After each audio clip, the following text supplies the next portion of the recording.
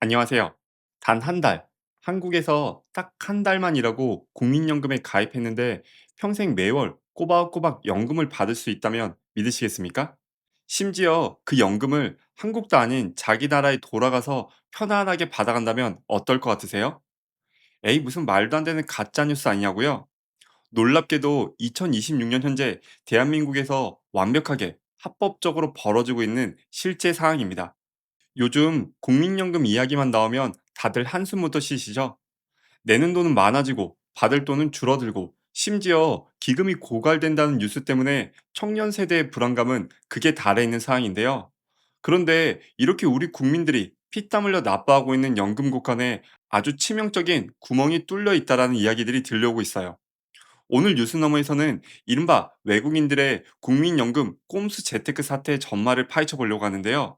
이들이 도대체 어떻게 이런 마법 같은 수익률을 만들어내고 있는지, 그리고 이 구멍을 방치했을 때 우리 경제와 사회에는 어떤 파국이 또 다가올지 지금부터 뉴스너머 그 이면의 이야기를 해보겠습니다. 먼저 기사에 등장한 아주 기가 막힌 실제 사례들을 하나하나 명확하게 재구성해 보려고 하는데요. 여기 중국 국적의 A씨가 있습니다. 이분은 한국의 방문 취업, 즉 H2 비자로 들어왔죠. 주로 단순 노무를 할 수 있는 비자로 불리고 있는데요. A씨는 한국의 한 사업장에서 딱 1개월을 일하고 국민연금 보험료를 냈습니다. 그리고 세월이 흘러 60세가 되었죠.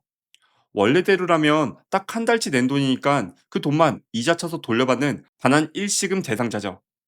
그런데 A씨는 가만히 계산기를 두드려 본 거예요. 돌려받는 것보다 평생 연금으로 받는 게 훨씬 더 이득이라는 계산이 나온 건데요. 그래서 그는 과거에 내지 않았던 119개월치, 그러니까 약 10년치의 보험료를 한꺼번에 추가 납부해버린 거죠. 국민연금은 노령연금 수급에 필요한 최소 가입 기간이 120개월, 즉 10년으로 불리는데요. A씨는 일한 1개월에 나중에 몰아서 낸 119개월을 더해 정확히 120개월을 채웠고 지금 이 순간에도 매달 한국의 국민연금을 꼬박꼬박 받고 있는 상황이죠. 더 놀랍고 복잡한 건 B씨의 사례인데요. 이분은 건설 일용직으로 한 달을 일하고 출국하면서 이미 냈던 돈을 일시금으로 싹 다 받아갔어요. 그런데 나중에 한국에 다시 들어오게 되죠. 또 한 달에 가입하고 자발적으로 1개월을 더 유지합니다. 그리고 예전에 받아왔던 일시금을 다시 공단에 토해낸 뒤 무려 119개월치를 한 번에 결제하죠. 이른바 치밀한 연금 세탁 과정을 거쳐 121개월의 가입 기간을 만들어낸 건데요. 심지어 영주권을 가진 중국인 C씨는 9개월만 가입한 뒤 128개월치를 한 번에 몰아내고는 조기 노령 연금을 청구했죠. 그리고 지금도 한국도 아니고 중국 본토에 거주하면서 매달 우리 국민연금을 수령하고 있고요. 자, 도대체 어떻게 외국인들이 이렇게 악용할 수 있는 제도가 굴러갈 수 있는 상황이 만들어진 걸까요? 이 사태를 제대로 이해하려면 하늘에서 뚝 떨어진 이 추호납부, 줄여서 추납이라는 제도가 왜 만들어졌는지 그 역사적 맥락부터 살펴봐야 하는데요. 시간을 1999년으로 돌려보죠. 당시는 IMF 외환위기 직후였는데요. 수많은 사람들이 직장을 잃고 거리에 나앉았죠. 당장 먹고 살기도 힘든데 국민연금 보험료를 어떻게 내겠어요? 그래서 보험료 납부를 잠시 멈추는 납부 예외라는 제도가 생겨났어요. 그런데 나중에 이분들이 다시 취업해서 연금을 받으려고 보니 공백기 때문에 가입 기간 10년을 못 채우는 상황이 발생한 거죠. 그래서 국가가 구제책을 던져준 것이 바로 이 추납 제도인데요. 나중에라도 돈을 벌면 예전에 못 냈던 기간만큼 한꺼번에 낼 수 있게 해줄게라는 따뜻한 배려에서 시작한 거예요. 이 제도는 2016년에 한 번 더 진화를 거치게 되죠. 남편이나 아내가 외벌이를 하면서 집에서 살림만 하던 이른바 경력 단절 전업주부들도 이 추납을 통해 잃어버린 기간을 복원하고 독자적인 연금을 받을 수 있게 대상의 폭을 대폭 넓힌 거예요. 즉, 이 제도의 근본적인 철학은 우리 사회의 경제적 약자, 피치 못할 사정으로 소득이 끊겼던 우리 국민의 노후를 국가가 보듬어 주겠다는 아주 선하고 따뜻한 의도에서 출발했던 거죠.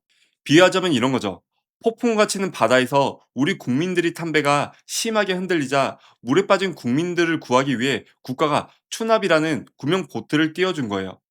그런데 언제부턴가 이 구명보트에 우리 국민이 아니라 옆을 지나가던 다른 나라 유람선 승객들이 VIP 티켓을 끊고 올라타기 시작한 거죠. 왜냐하면 외국인이라도 과거에 한국에 등록이 되어 있었고 그 기간이 10년 미만이라면 내국인과 똑같이 이 추납 제도를 무제한으로 이용할 수 있다는 법의 맹점이 존재했기 때문이에요. 특히 F2 비자나 F4, F5, F6 같은 장기 체류 비자를 가진 외국인들이나 한국계 중국인 동포들을 중심으로 이 맹점이 아주 훌륭한 재테크 수단으로 공유되고 확산되기 시작한 거죠. 그럼 이 문제가 얼마나 심각하게 진행되고 있는지 한번 구체적으로 살펴봐야 하는데요. 국민연금공단 자료를 보면 외국인의 추납 신청 건수는 2015년에 겨우 43건에 불과했어요. 그런데 불과 몇 년 만인 2024년에는 848건으로 무려 20배 넘게 폭증하는 기현상이 발생했죠. 납부된 금액으로 따지면 더 충격적인데요. 2억 원 남짓이었던 추납 금액이 54억 6천만 원으로 27배 가까이 늘어나며 역대 최대 수준을 기록했죠. 그렇다면 이런 추납 혜택을 가져간 국가는 어디일까요? 2020년부터 2022년 사이 통계를 보면 중국인이 전체 67.6%를 차지하며 압도적인 1위를 달성했다라고 해요. 그 뒤를 미국과 캐나다가 잇고 있고요. 이들이 왜 이렇게 기를 쓰고 수천만 원을 빚내서라도 추납을 하는 걸까요? 그 이유는 아주 단순하죠. 바로 마법 같은 수익률 때문인데요. 한 달에 9만 6천 원씩 연금 보험료를 낸다고 가정해보죠. 이걸 119개월치, 약 10년치를 한꺼번에 내면 1150만 원 정도의 목돈이 들어가죠. 그런데 이렇게 10년을 채워 노령연금 수급자가 되면 매달 약 22만 원이 넘는 연금을 죽을 때까지 평생 받게 됩니다. 계산해보면 딱 4년 3개월이면 자기가 낸 원금을 전액 회수가 가능한 거죠. 그 이후부터는 숨을 거둘 때까지 매달 통장에 꽂히는 돈은 100% 순수익으로 전환되고요. 주식이나 부동산은 명함조차 내밀지 못하는 엄청난 고수익 확정형 금융상품이 만들어지는 거죠. 그러니까 단기 취업으로 들어온 외국인들조차 한 달 일하고 이 수익률을 챙기기 위해 제도를 악용하는 케이스들이 계속 많아지고 있는 거예요. 게다가 이건 법적으로도 거대한 모순을 안고 있는데요. 우리 국민연금법 제 126조를 자세히 들여다보면요. 외국인은 원칙적으로 자발적으로 가입하는 임의 가입을 할 수 없게 엄격하게 제한을 두고 있어요. 대한민국 국민도 아닌데 우리가 굳이 자발적 가입까지 시켜주면서 연금 혜택을 줄 의무가 없다라는 단호한 취지로 만들어진 거죠. 그런데 정작 과거의 빈 기간을 메우는 추납 제도는 뻥 뚫려 있던 상황이 발생해버린 거예요. 앞문은 법으로 철통같이 잠가놓고 뒷문은 활짝 열어둔 채 어서 오시라고 환영하는 어처구니 없는 행정적 총국이 벌어지고 있었던 거죠. 우리는 이 사건을 단순히 외국인 몇 명이 혜택 좀 받네 하고 가볍게 넘겨서는 절대 안 되는 이유가 있어요. 이 꼼수가 우리 현실에 미칠 파급 효과는 생각보다 훨씬 더 깊고 치명적이기 때문인데요. 가장 현실적이고 뼈아픈 문제는 바로 사후관리 체계 붕괴에 있죠. 한국인 수급자가 사망하면 동주민센터나 구청에 사망 신고가 들어가고 연금공단은 그 데이터를 넘겨받아 즉각 연금 지급을 중단하게 되죠. 국가 시스템이 실시간으로 연결되어 있으니까요. 하지만 앞서 말씀드린 기사 속 중국인 거주 CC 같은 분들은 어떨까요? 이분들이 본국으로 돌아가서 생활하다가 수명이 다해 사망했을 때 한국 정부가 그걸 즉각 파악할 수 있을까요? 국가마다 가족 관계를 증명하는 서류 양식도 천차만별이고 혼인 증빙 체계도 매우 다르죠. 게다가 해외에서 발급된 종이 서류를 들고 왔을 때 일선 창구의 직원들이 이게 진짜인지 위조된 것인지 정밀하게 검증하는 것은 현실적으로 불가능에 가깝죠. 만약 사망 사실을 숨기고 유족들이 고인의 통장으로 매달 들어오는 한국의 연금을 계속해서 인출해 간다면 어떤 상황이 펼쳐질까요? 이른바 국경을 넘는 유령 수급자들이 발생해 한국의 소중한 연금 기금이 끝도 없이 빨아들이고 유출되게 되는 악순환이 발생할 수 있죠. 나아가 이는 우리 경제의 근간인 국민연금의 지속 가능성과 세대 간 신뢰를 산산조각내는 최악의 상황에 도래할 수도 있어요. 국민연금은 개인이 부은 돈을 그대로 타먹는 개인 적금이 아니죠. 현재 땀 흘려 일하는 청년 세대가 납부하는 돈으로 윗세대를 부양하고 다시 다음 세대에게 의탁하는 거대한 사회적 연대이자 약속과도 같은 제도인데요.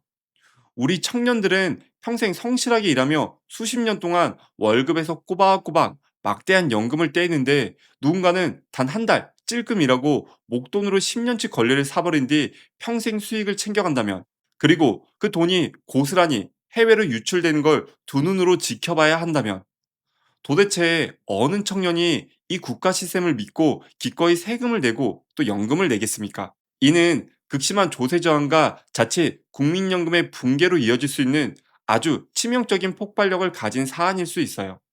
사태의 심각성이 커지자 보건복지부와 연금당국도 뒤늦게 사태 수습에 나섰죠.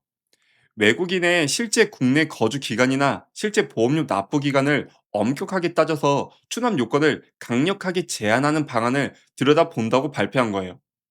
우리가 이 사건을 통해 얻어야 할 진짜 시사점은 아주 명확합니다. 제도의 선의가 항상 좋은 결과만을 담보하지 않는다는 차가운 현실이죠. 경력 단절 여성과 실직자라는 우리 사회의 약자를 보호하게 만든 따뜻한 제도가 정밀한 핀셋 필터링과 사후 관리 없이 방치될 때는 어떻게 기형적인 먹잇감으로 전락하는지 우리는 똑똑히 목격하고 있는 건 아닐까 싶은데요. 물론 외국인 노동자는 이미 우리 경제를 지탱하는 중요한 축으로 부상하고 있죠. 그들이 한국에서 합법적으로 땀 흘려 장기간 일하고 우리 사회에 정당하게 기여한 만큼 연금을 받는 것은 국제적인 사회보장 원칙에 따라 당연히 존중받고 보호받아야겠죠.